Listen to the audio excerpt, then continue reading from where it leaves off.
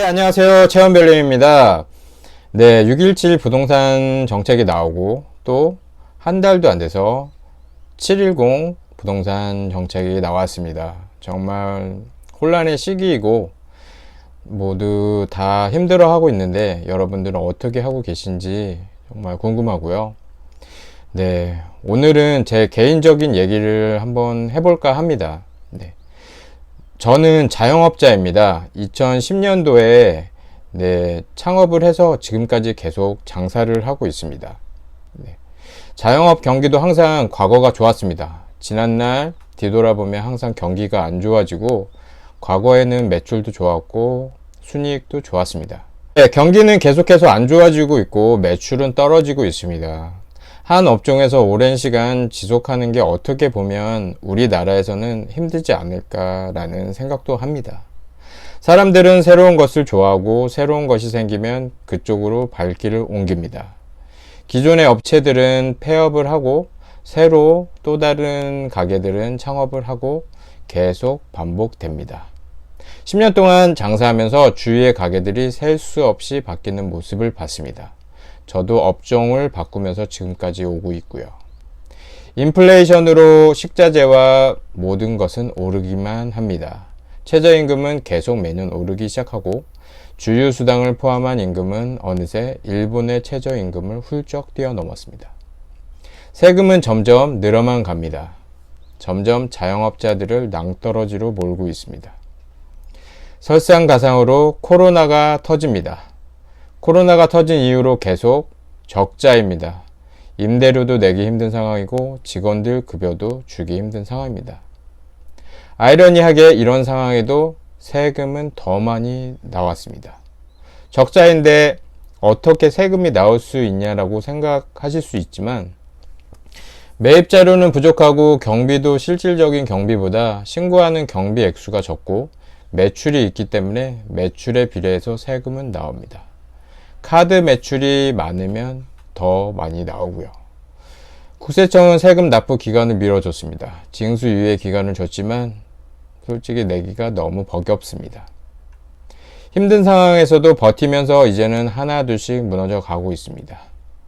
제가 있는 곳의 상황인데 10년 동안 장사하면서 1층에 공실이 단 한 번도 없던 상권입니다. 하지만 이렇게 보시면 공실이 많이 나와 있고요. 공실로 오래 비워두자 건물주가 직접 장사를 시작하는 점포도 있습니다. 메인 초입에 나이키, 아디다스, 데상트 같은 브랜드가 입점해 있던 점포도 공실입니다. 대기업들이 들어있는 자리들도 하나둘씩 나오고 있습니다. 제가 들어오기 전부터 장사했던 가게들도 하나둘씩 사라지기 시작하고 있습니다. 이제 시작하는 사람들한테는 또 다른 기회이기도 합니다.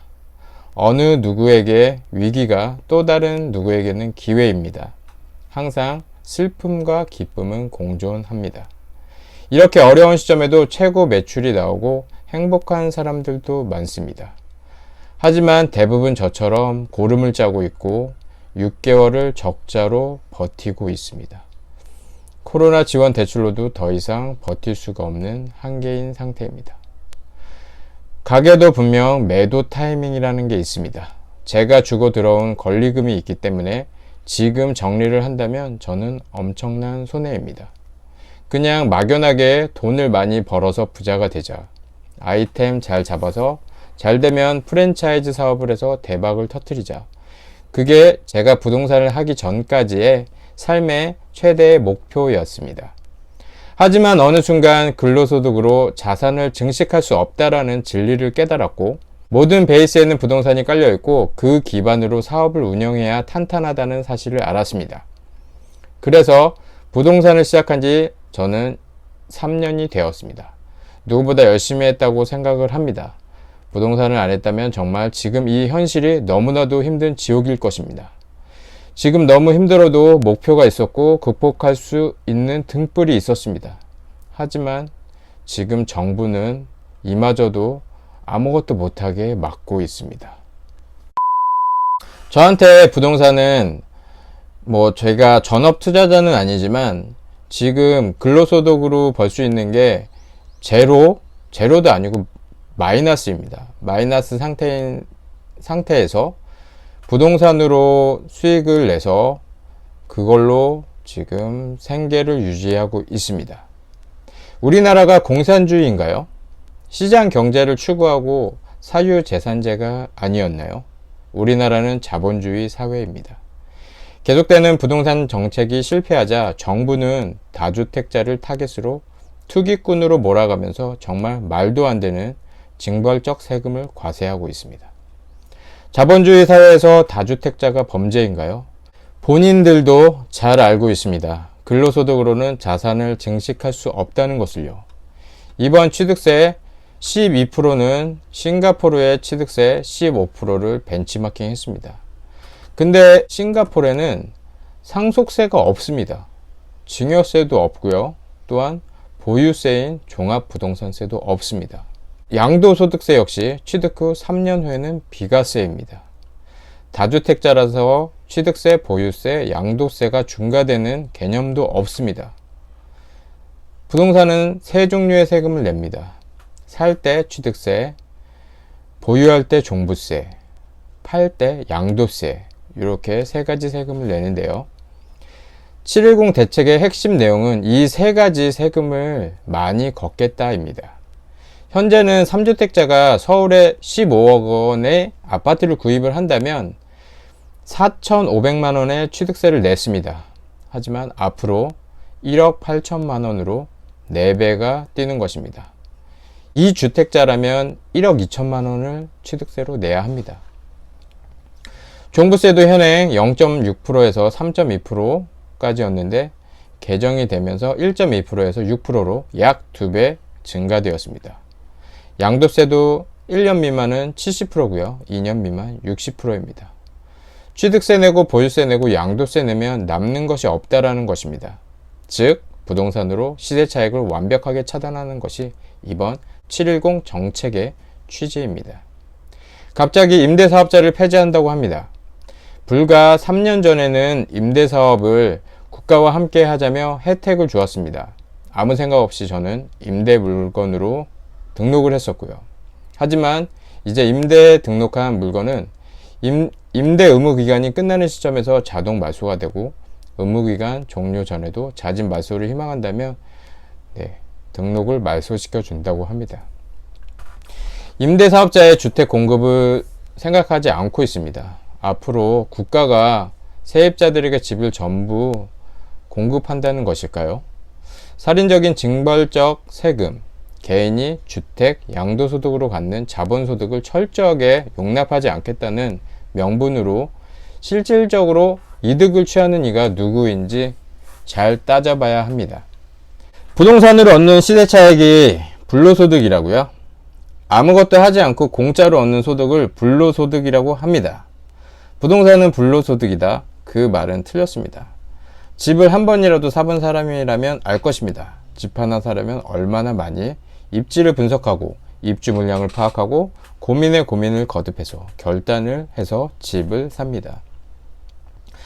생각과 다르게 매매가가 떨어질 수도 있고요. 전세가가 빠져서 역전세를 맞을 수 있는 리스크를 감당해야 합니다. 집을 산 이후에도 항상 머릿속은 쉴 수 없이 많은 생각들과 걱정들로 가득합니다. 임대차 계약 만기가 됐을 때 다음 임차인을 맞추지 못하면 엄청난 독촉에 시달리게 됩니다. 요즘 임차인들은 만기 날짜에 맞춰서 이사하는 집을 바로 계약해버립니다. 그리고 연락이 옵니다. 이사할 집 계약했으니 무조건 만기 날짜에 보증금 빼주세요 라고 말입니다. 현 시점 주택담보대출 LTV는 제로입니다. 전세 보증금 반환 대출도 없습니다. 보증금을 반환해줘야 하는 날짜가 다가오지만 계약은 쉽게 되지 않습니다. 점점 목을 재는 듯한 엄청난 프레셔로 사람이 사는 게 아닌 상태가 됩니다. 빚, 독촉, 정해진 기간까지 돈은 없는데 보증금을 만들어야 하는 상황 겪어보셨나요? 근데 이게 불로소득이라고요? 새로 임차인을 맞춘 후에도 집에 문제가 있으면 집주인은 세입자의 수리 요구에 검은 머리가 백발이 될 지경입니다. 최근에 저는 정말 힘든 임차인을 만나서 너무 시달려서 몇 년은 늙은 것 같은 정신적 체력 소비가 있었습니다. 근데 이게 불로소득이라고요? 그렇게 얘기하는 사람들은 경험해보지 못한 사람들의 이야기입니다. 정부에서 좋은 금리로 돈을 뿌린다고 마냥 좋아할 게 아닙니다.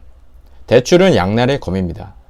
대출을 잘 활용해서 대출이자와 원금 상환까지 가능하게 수익을 만든다면 그 대출은 착한 대출이지만 그냥 어디론가 다 사라지고 내가 근로소득으로 나중에 대출이자와 원금을 상환하려면 정말 내 목을 조르는 독이 돼서 돌아오는 것이 대출입니다. 또한 정부의 대출은 시간이 지나서 우리들이 다 감당해야 할 세금으로 돌아오게 될 것이라는 것을 다시 한번 생각해 봐야겠습니다. 긴 영상 봐주셔서 감사드리고요. 영상이 유익하셨다면 구독, 좋아요, 알림 설정 부탁드리겠습니다. 감사합니다. 이상 재원별님이었습니다.